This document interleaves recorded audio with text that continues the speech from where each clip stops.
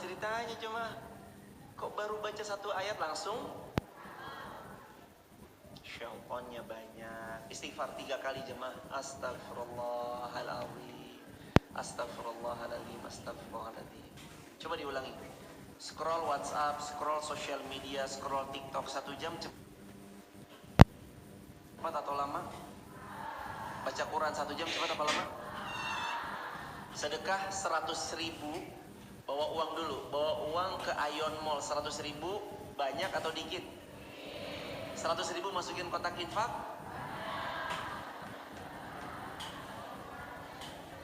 Aduh, banyak banget, astagfirullahaladzim. Khasyar Rahman. Yuk jamaah belajar jadi hamba yang takut sama Allah. Takut sama Allah tuh, ini kata para ulama, gini hadirin. Takut sama Allah itu gak kayak seseorang yang takut ngelihat hewan buas, itu enggak. Kita takut ngelihat binatang, hewan buas, singa, harimau, itu beda. Takut sama Allah tuh menghadirkan cinta. Kayak takut ngecewain orang yang paling kita cinta, kita pasti akan berbuat apa aja. Jangan sampai beliau nunggu, kalau janjian jam 17.00 kita datang jam 17 kurang. Itu namanya takut ngecewain dari yang kita cintai. Hamba kalau dia takut kepada Allahnya hadirin, maka pegang baik-baik. Siapapun seorang hamba yang punya rasa man khasyar rahman, punya rasa takut sama Allah, dia takut ngecewain Allah, takut melakukan yang haram, takut mendekat kepada yang tidak Allah senangi, takut melakukan apa yang tidak Allah ridhoi, takut amalannya membuat Allah murka dan murka Allah nanti datang padanya. Itu namanya khasyar rahman, punya rasa takut kepada Allah. Apalagi dalam ayat ini disebut man khasyar rahman. Ar-Rahman artinya apa? Ar-Rahman, Ar-Rahman artinya yang maha pengasih. Arti yang maha pengasih itu Allah kasih semua yang kita pinta. Apapun, bahkan yang gak diminta pun Allah kasih. Ada yang semalam berdoa minta matanya bisa melihat. Ada yang semalam berdoa lisannya bisa bicara. Ada yang semalam berdoa, ya Allah bangunkan aku dalam keadaan pembuluh darahku utuh, gak pecah ya Allah. Gak ada, tapi Allah kasih. Nafas gratis betul, mata melihat gratis betul, telinga bisa mendengar gratis, semuanya gratis. Allah kasih bil atau enggak? Allah kasih tagihan per bulan atau enggak? Enggak, enggak ditagih sama Allah. Maka kenapa kita enggak takut sama Allah jemaah? Kalau kita benar-benar cinta, amalkan man khasyar rahman bil ghaib, takut sama Allah. Mulai hari ini berjanjilah untuk jangan sampai mendekat kepada yang haram. Kalau ada yang pernah terjatuh, terjerumus ke jurang yang haram, menjauhlah. Stay away from haram. Jauhkan diri kita dari perkara-perkara yang haram-haram. Kalau kita tahu, mohon maaf jemaah, riba adalah haram, jauhkan ya jemaah. Kita tahu zina adalah haram, jauhkan diri kita dari mendekatinya. Kita tahu ada makanan haram, minuman haram, jangan pakai instrumen-instrumen yang ada unsur keharamannya. Kata Nabi SAW, yang membuat penyebab gagalnya doa kita itu teruntai indah ke langit, antara lain adalah sebab karena mat'amuhu haram, makanan haram, masyrabuhu haram, minumannya minuman yang haram, malbasuhu haram, pakaiannya dari pakaian-pakaian yang haram. Yang keempat, gudhiya biharam, disupport dari dana-dana yang haram-haram. Fa'ayustajabulah. Terus gimana kita mau bisa berhasil doanya tembus ke langit sedangkan kita masih makan yang haram, minum yang haram, pakaian yang haram, disupport dari dana-dana yang haram-haram? Maka berhentilah dekat-dekat sama yang haram. Itu rasa takut sama Allah. Hamba itu jemaah, siapa yang dia takut sama Allah, gak mau ngecewain Allah, maunya Allah ridho sama dia, Allah akan bantu dia mendapat ridho sebenar-benarnya dari Allah. Ada dalam Al-Quran itu, Al-Quran surah Al-Ankabut ayat terakhir 69. Al-Ankabut ayat terakhir, ayat 69. Walladzina jahadu fina lanahdiyannahum subulana. Siapa-siapa yang benar mencari jalan-jalannya Allah, Allah bukakan jalan untuk dia. Allah bukakan jalan untuk dia. Hebatnya jemaah, seorang hamba yang sudah melangkah menuju Allah, Allah bukakan jalan untuk dia sebegitu lebar dan luas. Jadi kalau jemaah mau cari jalan yang paling luas, itu bukan jalan tol. Jalan yang paling luas bukan jalan-jalan di Saudi Arabia. Jalan yang paling luas bukan di Serbia, bukan di Amerika. Jalan yang paling luas bagi seorang hamba adalah jalan pulangnya menuju ampunan Allah Subhanahu wa taala. Cari ampunan Allah sekarang jemaah, jangan ditunda-tunda. Yang ketiga, yang terakhir, yang keempat. Habis ini kita tanya jawab ya jemaah. Kalau ada yang mau ditanyakan, disiapkan pertanyaannya. Silahkan nanti habis ini kita tanya jawab. Yang keempat, ini yang terakhir, ciri perempuan yang dirindu surga. Diulangi dulu dari yang pertama. Yang pertama, awwab. Yang kedua, hafiz. Yang ketiga, khasyar rahman. Punya rasa takut sama Allah. Ini yang keempat. Wajaa biqalbim munib. Siapa-siapa yang dia berpulang ke pangkuan Allah, qalbin munib, hatinya munib, penuh dengan taubat kepada Allah. Hatinya tuh selamat, nggak iri, nggak dengki. Ngelihat tetangga beli motor baru, tiba-tiba stroke. Astagfirullahaladzim. Ngelihat tetangga beli mobil baru, tiba-tiba tipes. Jangan jadi 4S. Tahu 4S ya? Apa 4S? Senang melihat orang susah, susah melihat orang. Kalau ngelihat tetangganya lagi susah, kayak senang banget menari-nari di atas kesusahan orang lain atau penderitaan orang lain. Jangan. Kalau tetangga beli kulkas baru, ucapkan alhamdulillah. Tetangga baru beli motor baru, alhamdulillah. Tetangga baru beli mobil baru, alhamdulillah. Jangan alhamdulillah bisa minjem ya Allah, bisa nebeng ya Allah. Kenapa kok nggak minta sama Allah? Semoga sebagaimana beliau engkau beri nikmat ya Allah, kepada anak cucuku juga engkau karuniai kebahagiaan, nikmat percikan itu ya Allah. Minta sama Allah. Allah maha kaya ya jemaah. Allah maha kaya atau maha miskin? Jelas Allah maha kaya.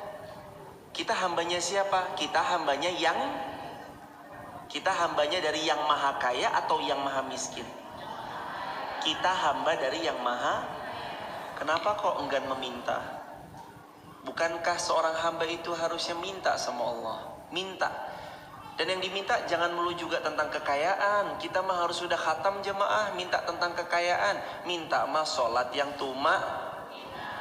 minta hidup yang tenang, sholat yang tumakninah, ruku yang khusyuk, sujud yang nyaman, cucu, cicit, keturunan yang salih salihah, rumah tangga yang sakinah mawaddah warahmah. Jangan melulu minta harta. Boleh Ustadz buat haji,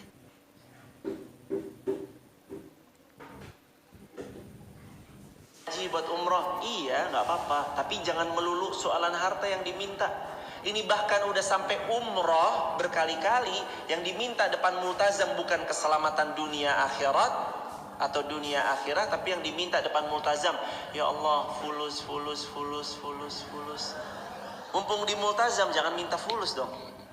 Mumpung di multazam minta doa banyak-banyak keselamatan. Yang paling sering Nabi ajarkan selama kita melewati rukun yamani dan hajar aswad, berdoalah banyak-banyak sama Allah. Rabbana atina fid dunya hasanah wa fil akhirati hasanah wa qina adzabannar. Semoga jamaah yang belum umrah tahun ini Allah mudahkan umrah. Jamaah yang belum pernah haji tahun ini Allah berangkatkan haji. Haji umrahnya bintang 5, hotelnya dekat dari pelataran masjid, mutawif pembimbingnya penuh dengan ilmu. Berkah jemaah. Minta sama Allah. Kata Nabi, ini Nabi yang ngajarkan, idza sa'altumullah, kalau kamu meminta kepada Allah, fas'aluhul firdaus, maka mintalah yang terbaik. Kalau babnya surga, mintalah surga yang paling tinggi, yaitu surga firdaus. Maka kalau minta sama Allah detil, itu Nabi yang ngajarin. Maaf Ustadz, Katanya kalau minta detil itu kita sama dengan mendikte Allah. Bukan mendikte, justru Nabi yang ajarkan. Minta kepada Allah, minta yang spesifik. Ya Allah, minta mobil 2 pintu ya Allah, amin. Nanti datang siklon di sini apa namanya? Mobil bak kan itu 2 pintu kan, betul? Nanti marah. Ya Allah, saya kan minta 2 pintu. Allah jawab, ini kan 2 pintu. Makanya hadirin, minta yang spesifik. Kalau memang Anda meminta tentang kebaikan dunia, boleh. Karena yang Nabi juga anjurkan, itu adalah minta boleh tentang kebahagiaan dunia. Nabi sering berdoa, Al-Baqarah 201. Ini termasuk doa yang sering Nabi minta, Al-Baqarah 201. Yang pertama, Rabbana atina fid dunya hasanah. Stop dulu jemaah. Rabbana atina fid dunya hasanah artinya apa? Ya Allah, bahagiakan hidup kami di dunia. Berarti di dunia boleh bahagia? Perintah Allah bahagia di dunia. Kata Nabi, silakan rumah yang asri.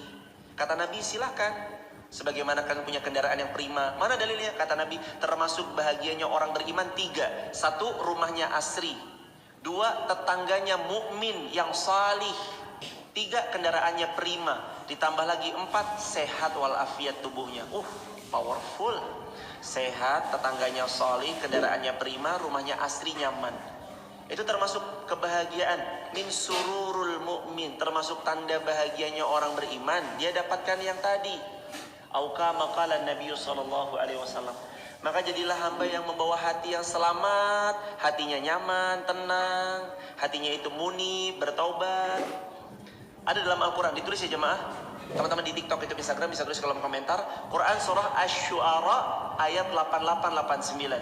Yauma la yanfa'u malu wala banun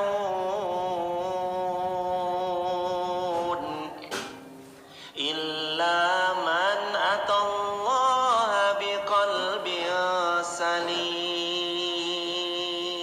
Akan ada hari di mana besok mal harta kita tak berfungsi. Akan ada hari di mana besok banun anak-anak kita tak lagi berguna.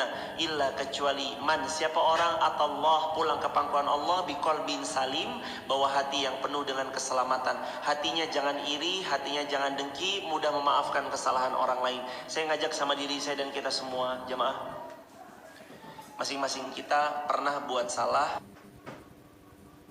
Kita sepakat, iya. Orang lain juga pernah salah sama kita, kita sepakat, iya. Gimana cara kita bahagia hidupnya? Jadilah pemaaf, jangan pendendam. Jadilah apa? Jangan apa? Orang pendendam kayak nyimpen tomat busuk. Saya punya tas, anggaplah ini tas saya. Ini tomat. Tomat seger awalnya, masuk ke dalam tas. Kita tutup, bismillah.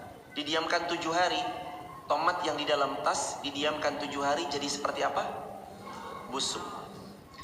Kalau tomat busuk dalam tas saya diamkan selama 1 tahun, tas saya jadi ikut busuk, rusak. Menyimpan dendam seperti menyimpan hati yang busuk. Awalnya hatinya busuk, lama-lama busuknya hati itu merambat. Rambatan hati yang busuk sampai ke picingan mata yang busuk, telinga mendengar yang busuk-busuk. Berbuat baik pun dia, tetap kita akan menganggapnya pencitraan. Karena udah busuk duluan hati kita, punya dendam sama orang. Maka rumus supaya sembuh, maafkan. Namanya apa rumusnya?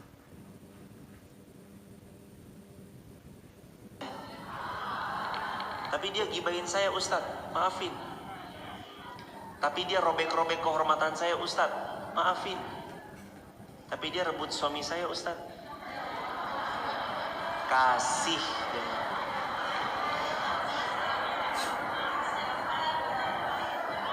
Oh, pertahanin. Apa? Oh, bungkus. Allah. Hadirin, ini memaafkan pada puncak yang paling tinggi. Siapa yang menyentuh, mampu maaf sampai puncaknya, dia pasti bisa ngelakuin ini. Berat, Saya juga masih belajar, kita sama-sama belajar ya jemaah. Ada puncaknya memaafkan. Apa tuh puncaknya memaafkan? Saat kita mampu memaafkan orang yang pernah zalim sezalim-zalimnya sama kita, pernah menghancurkan hidup kita, dan orang ini benar-benar telah merusak harkat martabat kehormatan kita, termasuk bahkan orang ini pernah bicarain kita di belakang dengan keji sekeji-kejinya. Di saat kita mampu memaafkan beliau, itu puncak yang paling tinggi. Bisa semua? Latih dari sekarang. Kalau ada yang pernah gibahin di belakang, maafkan jemaah. Dan kadang latih diri untuk bahagia. Alhamdulillah ya Allah diomongin orang, berarti beliau lagi transfer pahala sama kita. Kita itu karena kacamatanya kacamata dunia, jadi belum bisa melihat bahagia digibahin orang. Siapa yang digibahin orang, kata Nabi, itu orang lagi mau transfer pahalanya nanti pada hari kiamat. Kalau kita ngomong-ngomongin orang, pahala kita ditransfer buat dia. Maka jamaah berhentilah, jangan gibah, jangan gosipin orang di belakang, jangan ngomong-ngomongin orang di belakang. Kalau memang ada sesuatu yang kurang berkenan, boleh kita bicara lebih dalam. Saya kurang suka, bagaimana kalau begini? Jangan malah kita saling bicarain orang di belakang. Pulanglah ke pangkuan Allah bawa hati yang selamat. Begitu jamaah. Ada 4 kita ulangi. Yang pertama awab, yang kedua hafiz, yang ketiga khasyar rahman, yang keempat munib, hatinya pulang ke pangkuan Allah selamat, hatinya pulang dalam keadaan taubat. Jamaah, taubat yang paling indah itu taubat yang disegerakan oleh pemiliknya. Jangan pernah bilang besok.